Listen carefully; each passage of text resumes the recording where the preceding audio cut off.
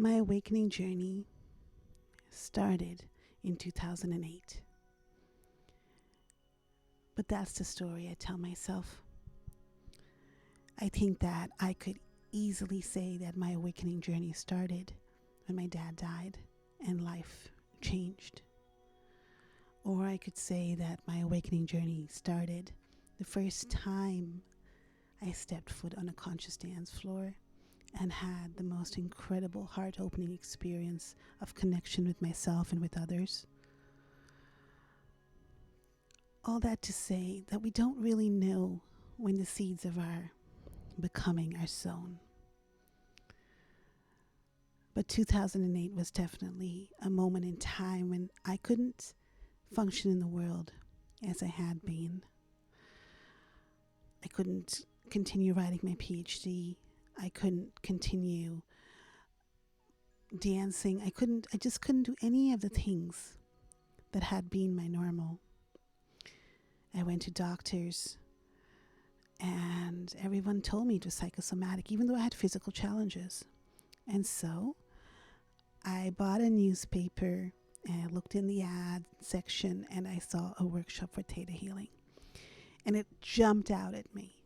And so I signed up, not even knowing what it was, but I just signed up and I bought the Theta Healing book and I read all night long. And the energy was so powerful and so strong that all of these bulbs started short-circuiting. All of these wires started short-circuiting, and it was a very scary and very beautiful and very intense experience. But it was a moment where I could literally feel this current going through me, awakening me, initiating me. So I went to the workshop and was utterly mesmerized by everything that was opening up for me. And that's when I started to dive into the landscape, the terrain of consciousness. I went to not just workshop after workshop, but I found mentor after mentor, and I was obsessed. It's like there was a hunger that had unleashed itself within me. And I wanted to learn. I wanted to expand. I wanted to experience what this was. I was intoxicated by it.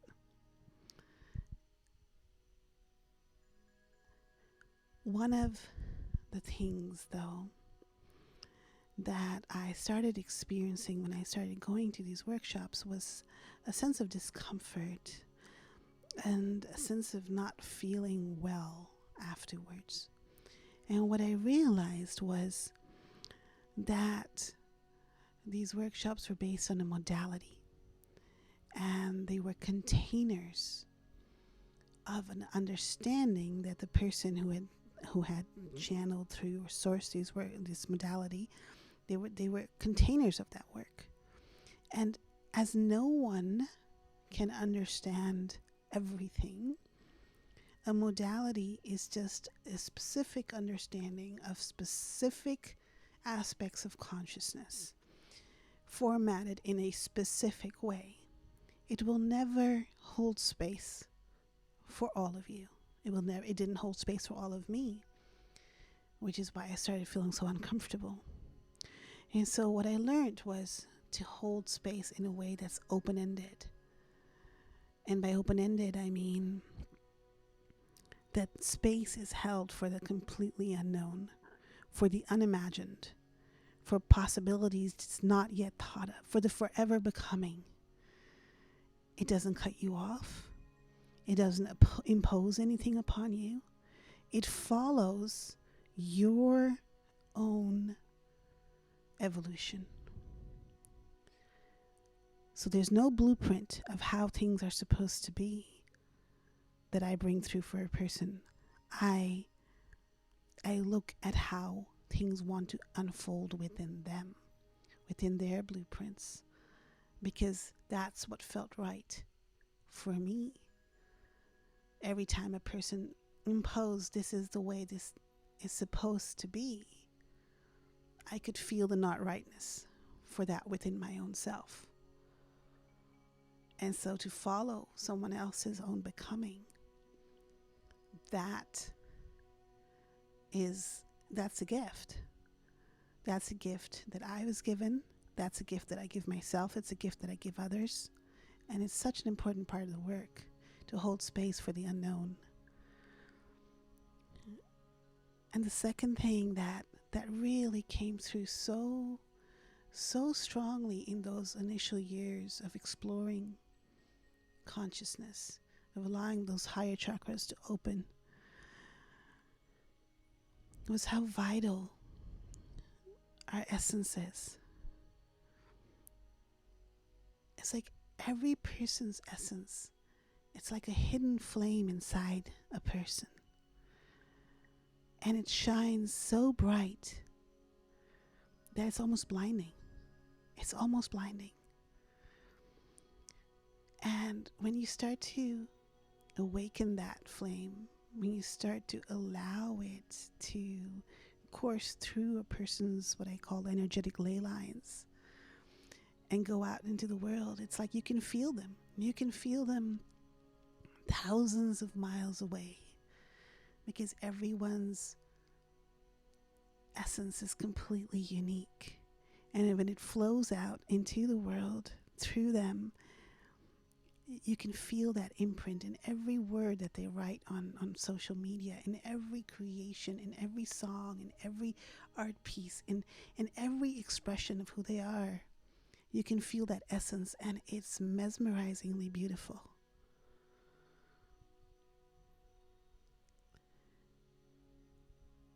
A third thing that I want to talk about is when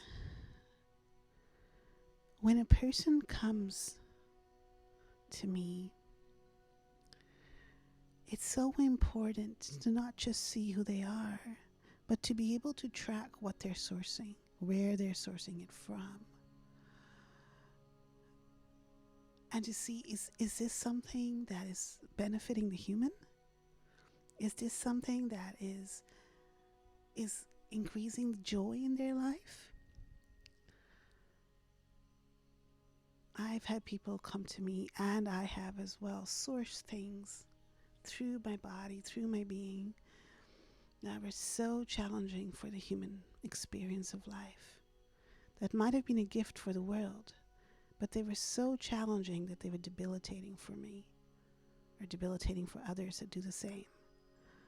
And then you can look at beliefs, you can look at feelings, but what's so important is to be able to go to the source points and just gently disconnect and find better ones of what you are sourcing and what you are bringing through for the world. So it's beyond beliefs. It's beyond feelings. It's looking at you from that like original point of origin and seeing what you're doing and how that experience lands for the human being. So I spent so many years exploring all of that, learning all of that. And it was such a beautiful journey. And my external life, my human life, was challenging, but it reflected that beauty. So much opened up for me during that time. So much beauty, so much love, so much love. And I'm so grateful for that time in my life. Then at the end of 2012, I had this moment where I could feel a sense of completion. I call it emergence, where I could feel it on the higher frequencies that I had attained a certain level of mastery and that it was time for a different journey. And of course, we're forever becoming. That is a never-ending journey that we are on as humans, as infinite beings. There's no end to that. And I do not believe that many or any of us will achieve so-called enlightenment in this lifetime, and don't think that that's the point, to be honest. But there is a point where you can just feel that something clicks into place and you got it. It's like you find your wings, and the journeys will continue, but you have your wings. And that for me was in 2012, and I knew a different journey was going to commence. And it did. And it was a journey of not going up and out, the higher chakras, but going down and in the lower chakras. And that was one of the most excruciating, difficult, challenging moments. Every time I went down lower, it was challenging. It really was, because I encountered so much density that I had to transmute and transform and be present with. There was simply no other way. And I fully understand why such few people actually go on that journey. I know a lot of people feel that they have gone on that journey, but when I look at them, when I look at people, it's so obvious that so many hover right above the seventh chakra and play in that field of consciousness that is just so delightful. Because the journey inward initially, when you go into the body, is not delightful. Because that's where we keep our stuff, our human stuff. That's where that's kept. But I think all of us at a certain point who are on this journey of awakening will be called. Even if it's after 40 years of doing this work or 20 years of doing this work, at some time you will be called, because it is a integral part of the journey. Embodiment. Fast forward to 2018. So I started getting very tired, to the extent that I would spend a lot of my time just working from my bed, because I was just too tired to get out of it. And I'd already gone to so many doctors over so many years for all my physical problems, like I'm tired, or whatever problems were arising, and they would all tell me that they couldn't find anything, that was psychosomatic. So I would, at a certain point, I just thought that they were ascension symptoms. I was like, well, they can't find anything, it's not physical, it must be just this journey, so be it. And in so many ways, I have had such a beautiful life, so I just accepted it as being part of my journey.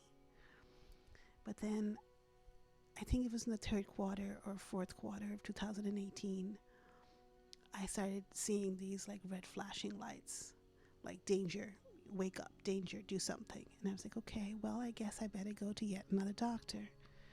But this time I found someone who did extensive blood work and finally had a different answer for me. And he told me that if I did not turn things around, that I wouldn't be here in body for very long. So that was a choice moment. I won't say it was a wake-up moment. It was a choice moment for me. Do I want another chapter, or am I done here? And I think that, we all come in with a purpose.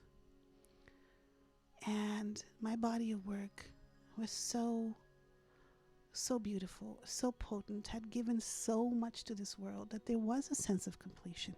There was a sense of, I'm okay if I go now. I've done what I've come here to do.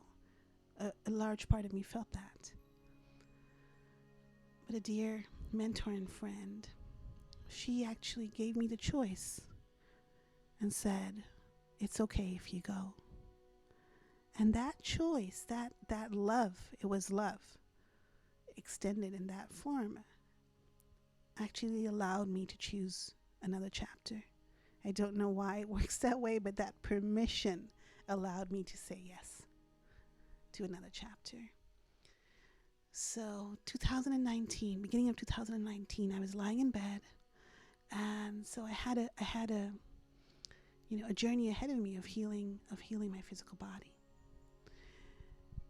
And the first part of that was that I learned two things. And the first thing was that even when I descended into the body, I hadn't fully realized that the voice of a body is a certain frequency. It's a certain channel. It's a certain range that you have to like tune into.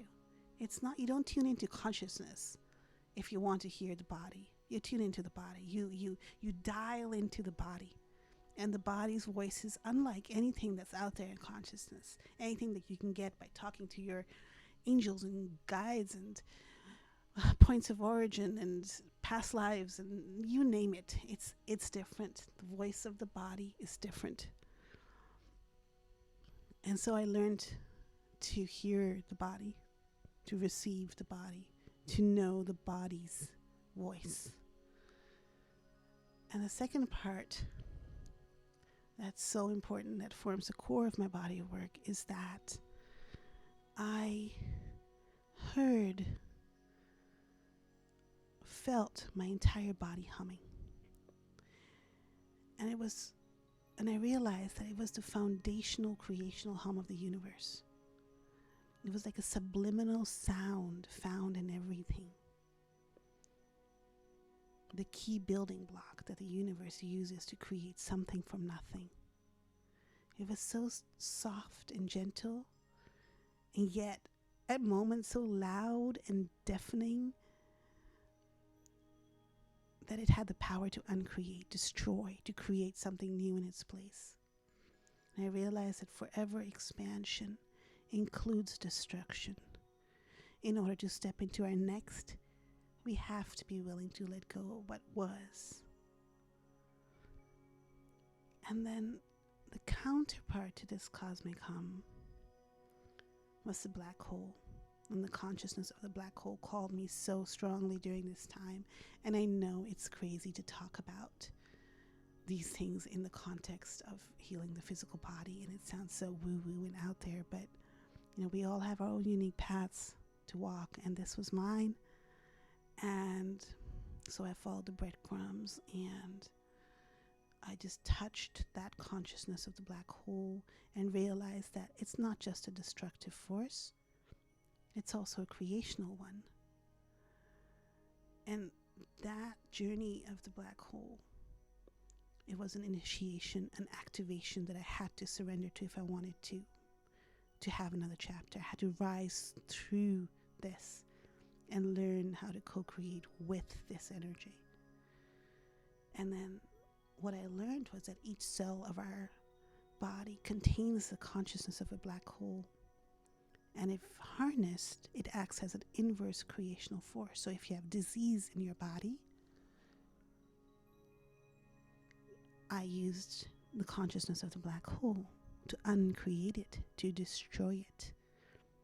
And together with the cosmic hum, like life and death, that's what I'm talking about, life and death, both creational forces that created and uncreated.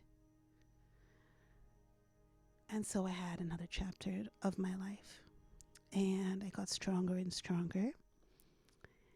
And then the pandemic happened, and the work continued to grow as it does. There's constant evolution.